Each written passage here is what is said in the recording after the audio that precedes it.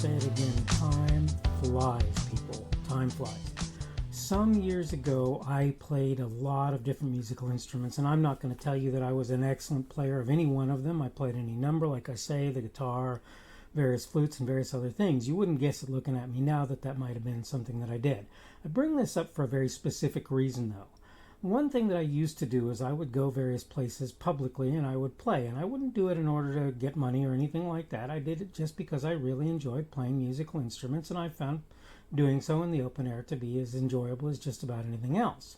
One of the things that happens as a result of that, depending on where you are, is you gather a crowd of kids around you while you're doing it. And sometimes they want to try and learn to play those instruments themselves. Well, these days, in the days of the dreaded COVID-19, you would be hard put to actually be able to do that with people. But the point is they would try. And the younger kids could not conceive the idea. It just couldn't enter their head that what was actually happening was that pipe, that flute, which is typically what I would let them try, was making the noise. So what would happen is they would either hum or they would almost sing what it is that they did, right, in order to make the noise that the flute is making, instead of figuring out that it was actually blowing the air into the embouchure of the flute, the little hole in the flute, to get it, and having your lips pursed in just the right way in order to get the air to go through that flute. Well, imagine taking that and multiplying it by about 1,000. This is what happens with autistic kids.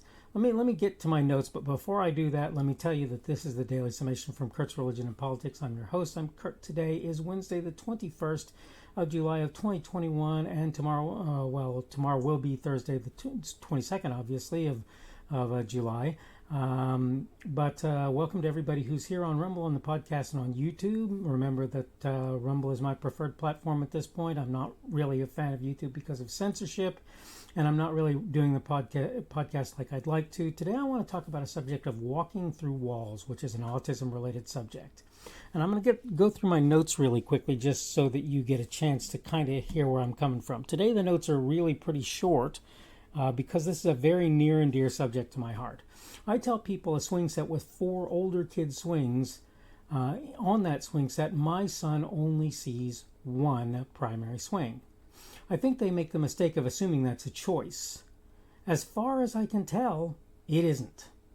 You may as well be asking my kid to walk through a solid brick wall, and I didn't finish this up, as to tell him to use one of those other swings as a primary swing. That's just not a thing for him.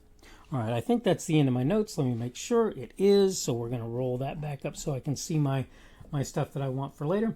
Okay, so, but here's the point. Here's what I'm trying to get at. Here's what I'm trying to say. As an autistic child, my son has certain things upon which he more than fixates. They literally are all but the only thing for him at some time for some period.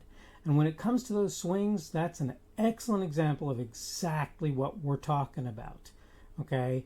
That young man could not get to those swings and see that there were actually multiple swings available to him. As far as he's concerned, there's one. There's another that he uses to play with when he's playing with the primary swing, but the one swing is the swing. And funnily enough, that swing is the one that a lot of kids like to use.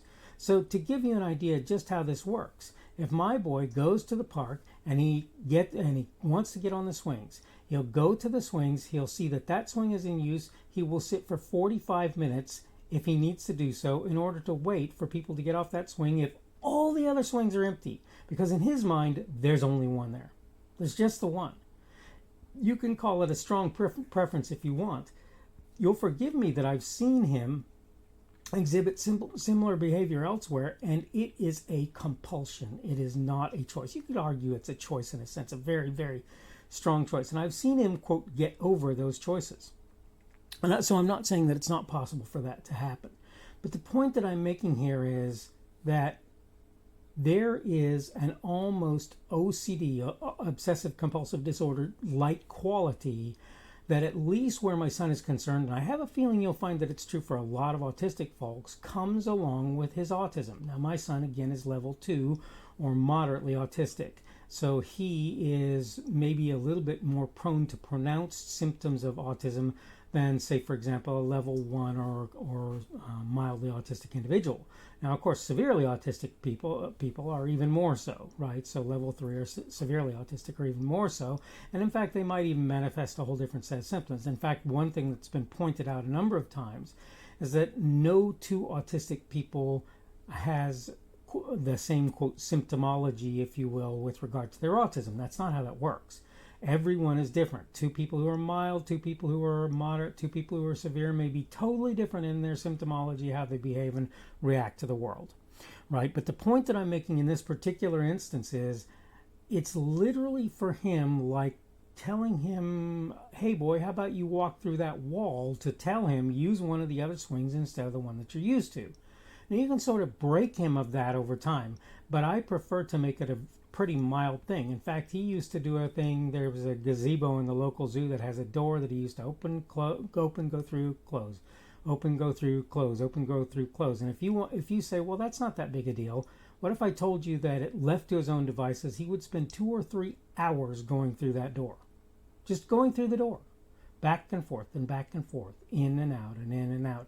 And then after a while, he'd get tired of it and he'd leave. Now, you ask, how do I know? The answer is because I let him. Now, that seems like a really odd thing. Why would you let somebody who appears to be OCD do that? Well, the funny thing about it is he doesn't do that anymore. He doesn't do it anymore. The point is that I think that it actually helped him to, I'm not going to say get it out of his system because I don't think that's what it is, but to sort of normalize, if you will, by my doing what I did with him where that was concerned. So I think that that was a useful thing for me to do, and that's what I felt like I needed to do with him, and it would seem to have worked out pretty darn well. He has sort of widened his interests in a variety of ways. He used to watch the same TV shows over and over, streaming shows, whatever you want to call them, over and over. Now he still does that, but he will go from this one to this one to that one over there to this one over there to that one over there. So it's much harder to see that he's going through the same shows over and over again. The pattern, as you might say, is widened, right? So this is autism. This is one example of autism. Am I saying that every autistic person you're ever going to encounter, even if they're moderate or level 2 or severe or level 3, are going to be like this? I'm absolutely not saying that. I will say that I saw a meme recently. Actually, it was a cartoon that somebody did that actually showed this same sort of thing where they obsessed on particular things to the degree that other people thought they were weird and walked away. And that is something that happens with my son all the time, I will tell you. Kids will want to play a particular thing. He won't want to play that particular thing. They won't even ask him what he wants to play because they're not interested. I get it. I'm okay with that. I'm not upset by that, but that's how that works out. And the result is that my son will typically end up off on his own. And what's worse is, unfortunately, there is a tendency for people to tease him to the point of being almost bullying in their behavior because he refuses to do the things that they're interested in, right? And this is really, really unfortunate in my personal opinion. It's really sad and really unfortunate. But the point of all that I'm saying today is that a lot of the things that my son has gone through, him doing something different, literally would have ended in a meltdown. I've told the story a number of times now about going to one pizza place, them not having a card machine running, taking him to another store in the same chain, which was about a 15-minute drive, and him melting down for the entire 15 minutes because he was expecting we were going to the pizza place that day. And we weren't. And I'm not going to tell you which one, it doesn't really matter. Point is, for him, it was almost a walking through walls moment just to get from, oh, that pizza place won't take Daddy's card today, to, oh, there's actually multiple pizza places. Oh, it's okay, everything's fine. And literally, he melted down until we got to the new location. And then after that, he began to subside when he began to realize, oh, that's the same logo that's at the other place. So we just went to another one. He didn't really understand we went to another one of the same place. He didn't get that. It didn't, at that point in his life, he didn't get that. Now he probably would understand that if you did that with him. Okay, I need to go ahead and wrap up, so I'm going to go ahead and do that. This is the Daily Summation from Kurt's Religion and Politics. I'm your host. I'm Kurt. Today is Wednesday, the 21st of July of 2021. Tomorrow will be Thursday, the 22nd of July of 2021. Thank you for everybody who's been here on Rumble, on the podcast, on YouTube. The subject today has been walking through walls, and it was an autism-related subject. Tomorrow we're going to talk about a subject of they're not their parents. And that's an important thing to realize because of certain things that I've heard people say, particularly this one came from something that Tim Pool said in one of his videos that he did. I can't remember if it was IRL or something else, but the point is he said something, and I want to go ahead and talk about that just a little bit. It is Wednesday, so it's that middle of the weekday, what a lot of people refer to as hump day. We're getting closer to that weekend every day. Hope you're doing well today. Hope everything is going well for you. And hopefully we will see you on tomorrow's edition of the Daily Summation from Kurt's Religion and Politics.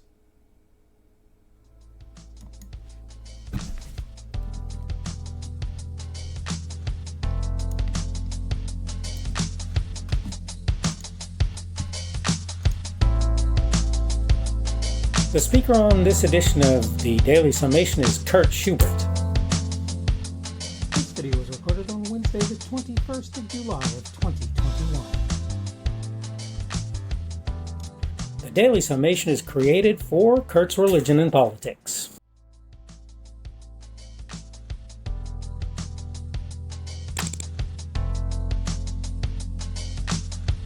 Thanks for watching this edition of the Daily Summation from Kurt's Religion and Politics. I hope you found it entertaining or instructional, or maybe both. If you want to see more from me, you can go to blogs.kpschubert.com. That's blogs.kpschubert.com. I am on Twitter, Parler, and Minds.com. My handle on each of those is @kpschubert. That's @kpschubert. I have a Rumble and a YouTube channel. They are the Kurt's Religion and Politics channels on Rumble and YouTube. I have a Facebook page. The Facebook page is Kurt's Religion and Politics as well. I am on Patreon. If you want to support me, that's one of the better places you can do that. And you will find me at Kurt's Religion and Politics on Patreon. I have a podcast. The podcast is podcasts with an S, .kpschubert.com. That's podcasts.kpschubert.com. I think you should be able to find me with relative ease on Apple Podcasts, Google Podcasts, and Spotify as well. The best way I find to do that is to look for Kurt's Religion and Politics. You can try to use the Daily Summation. I find that it doesn't work as well as a general rule, but you can always try that. I'm glad to have you aboard today, and hopefully we will see you again tomorrow.